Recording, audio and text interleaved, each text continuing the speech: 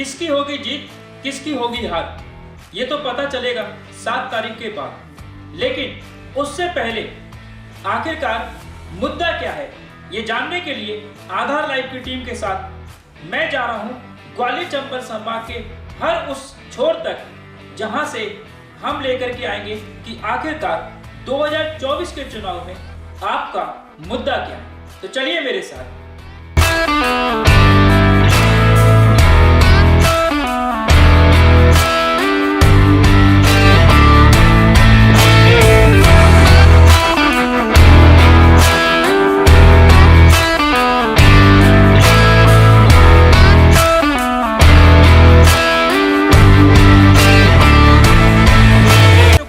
आधार live का रथ हर गली, हर मोहल्ले से लेकर गांव की चौपाल तक पहुंचेंगे हम जानने आखिरकार आपका मुद्दा क्या है। ग्वालियर चंबल संभाग की सियासत से आप सभी वाकिफ में, सिंधिया परिवार हो या पूर्व प्रधानमंत्री स्वर्गीय अटल बिहारी वाजपेयी, यहाँ से एक धुरंधर राजनेताओं ने विश्व में अपनी एक अमिट छाप छोड़ी है। लेकिन इस बार का चुनाव क्या कहता है, मतदाता खामोश क्यों है, जानने के लिए, पूरी पड़ताल करने के लिए चल पड़े हैं हम और एक एक कर हर गांव, हर गली से आप तक पहुंचाएंगे हर खबर। तो चलिए आधार लाइव पर।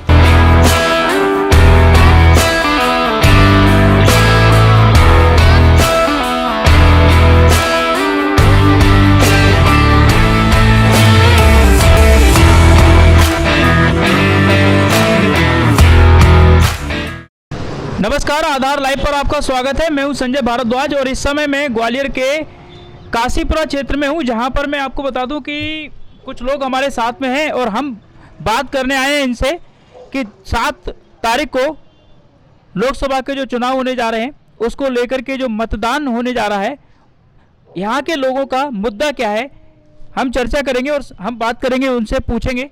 सर, 7 तारीख को वोटिंग है, ग्वालियर में क्या लग रहा है, क्या मुद्दा रहने वाला है इस बार?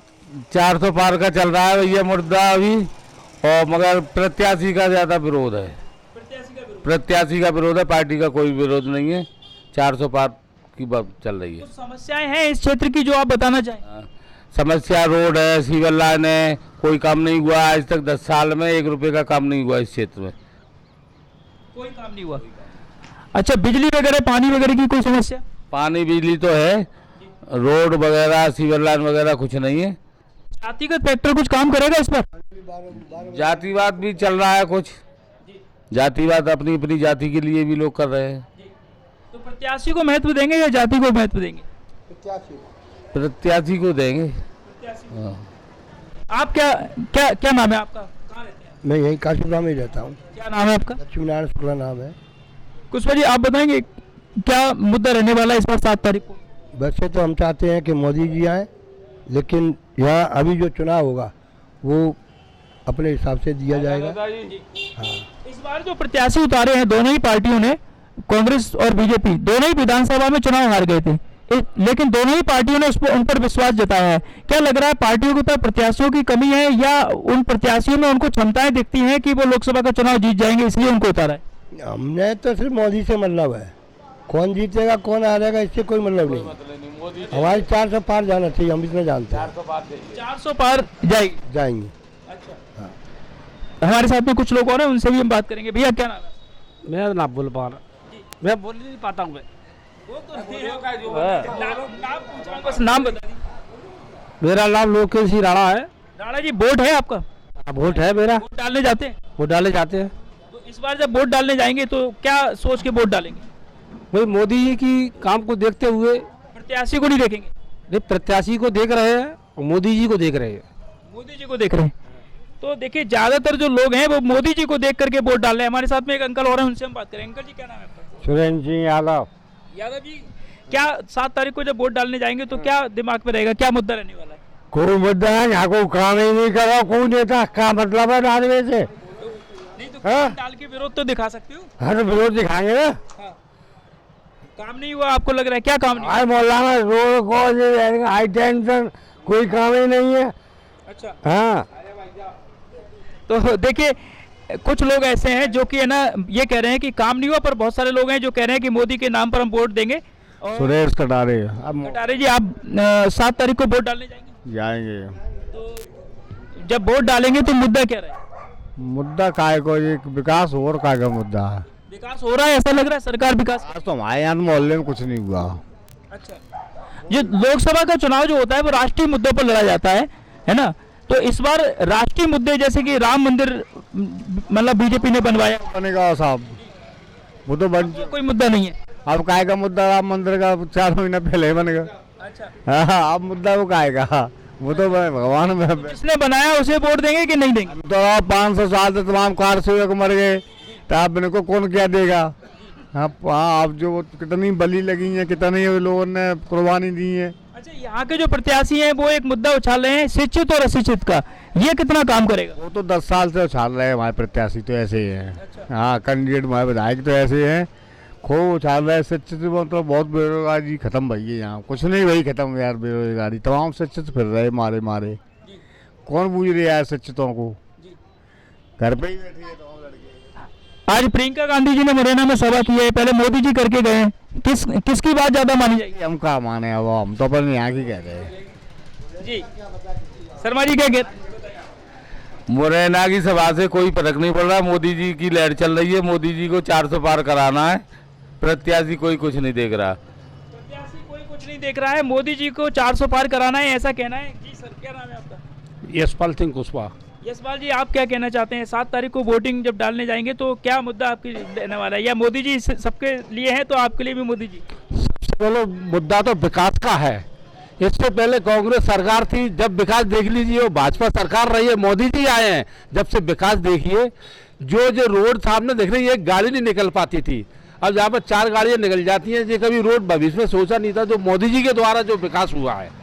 इसलिए हम तो चाहेंगे सबसे पहले मतदान भाजपा मोदी जी को वोट दें, और 400 पार 400 पार का नारा यहाँ पर गूंज रहा है। और ज़्यादातर जो लोग हैं वो मैं बताऊं यहाँ पर सभी समाज के लोग हैं, और राणा भी हैं, यादव भी हैं, शर्मा जी भी हैं, कटारे जी भी हैं, कुशवाहा जी भी हैं।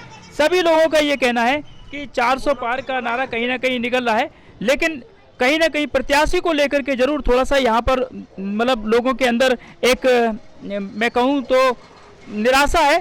लेकिन फिर भी उनकी ये निराशा मोदी जी को देख करके दूर हो जाती है, और उनका कहना है कि हम प्रत्याशी को देख करके नहीं, मोदी जी के नाम पर वोट डालने जा रहे हैं। तो हमारे साथ में एक शख्स और हैं जो कि पेशे से एडवोकेट हैं, हम उनसे बात कर रहे हैं। जी, इस बार 7 तारीख को वोट डालने जाएंगे? जी बिल्कुल, 100% मतदान। और लोगों को भी, आप तो चूंकि एडवोकेट भी हैं, तो लोगों को भी प्रेरित करेंगे कि ज़्यादा से ज़्यादा वोट डाले जाएंगे? सभी लोगों को प्रेरित करेंगे, परिवार से पहला काम मतदान, उसके बाद पहले चरण का जो मतदान हुआ है उसमें वोटिंग का प्रतिशत काफी कम रहा है, इसको लेके प्रशासन बड़ा चिंतित भी है। कुछ गर्मी का भी प्रभाव रहा है, यही कारण हो सकता है। थोड़ा बहुत प्रशासन की प्रचार प्रसार से उदासीनता रही होगी, यही कारण हो सकता है। हाँ जी, मतलब 7 तारीख को वोट होने जा रहे हैं, और अभी तक है ना चुनाव प्रचार इतना बड़ा स्तर पे नहीं देखा जा रहा है। क्या लग रहा है कि जो 2 प्रत्याशी हैं, दोनों प्रत्याशी विधानसभा का चुनाव हार गए थे, उसको लेकर के ग्वालियर के जो मतदाता हैं वो कुछ निराश हैं क्या? जी नहीं, मतदाता निराश नहीं है, मोदी जी को देखकर मतदान कर रहा है।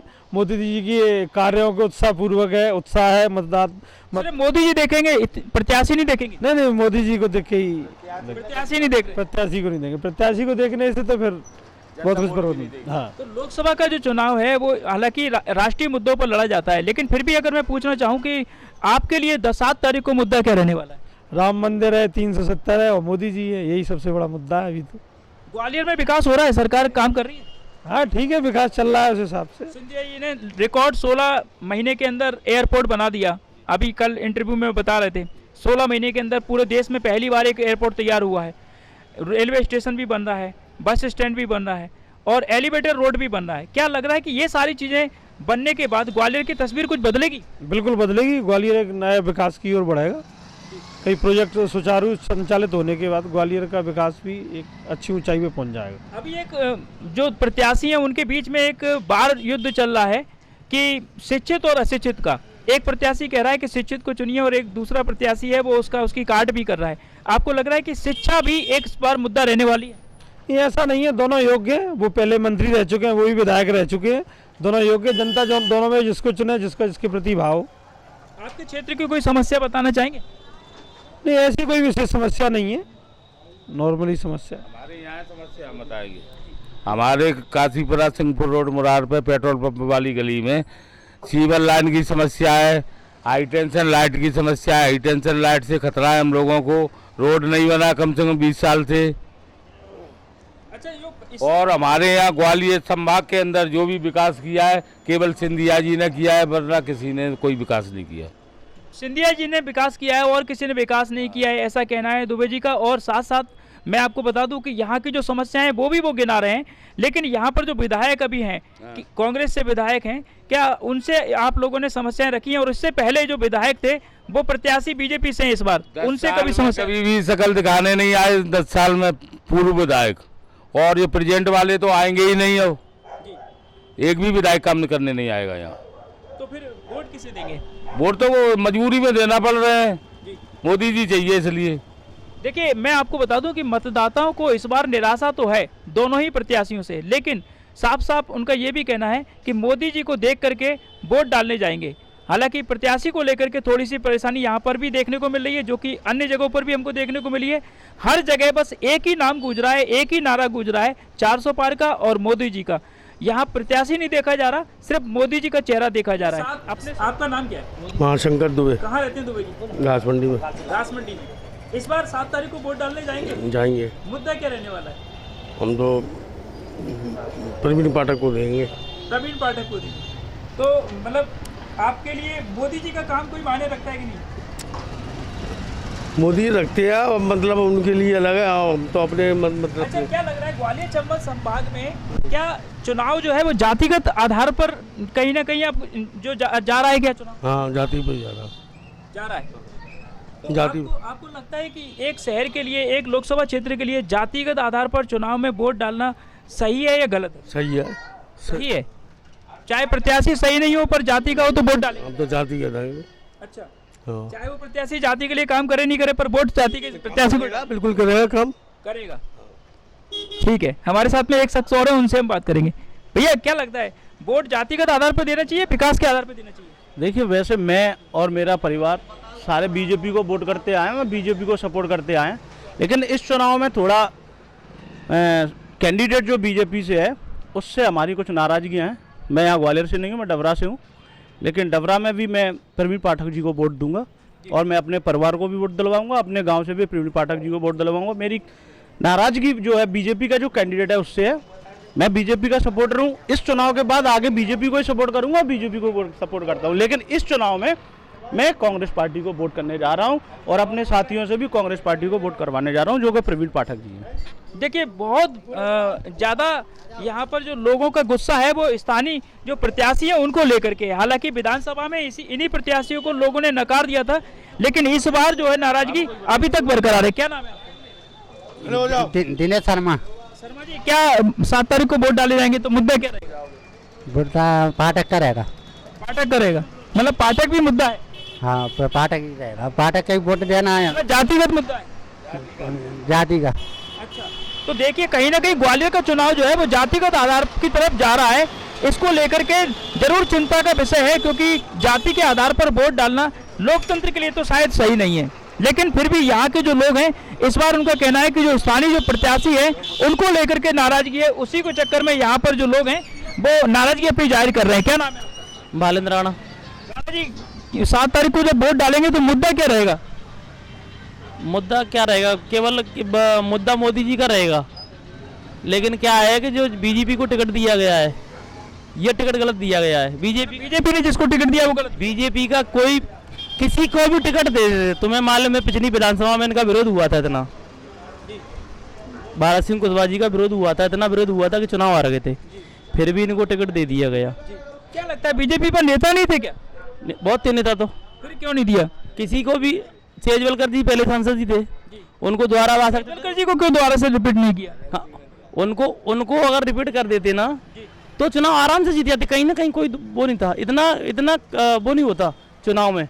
जो अभी जो कट्टर हो रहा है चुनाव, मतलब बराबर की टक्कर हो गई। अब ये बराबर की टक्कर हो गई, और और यही हमें भी लग रहा है कि बराबर की टक्कर हो गई, क्योंकि मैं आपको बताऊं कि कई गांव हैं जो कि कांग्रेस को सपोर्ट कर रहे हैं, कई गांव हैं जो कि बीजेपी को सपोर्ट कर रहे हैं, कई लोग हैं जो अपनी जातियों को सपोर्ट कर रहे हैं। हालांकि मैं फिर कहना चाहूंगा कि लोकतंत्र में जाति के नाम पर, धर्म के नाम पर वोट डालना लोकतंत्र के लिए तो ठीक नहीं है। लेकिन ग्वालियर का मतदाता इस बार थोड़ा सा निराश है, कुछ लोग अभी भी मोदी जी के साथ हैं।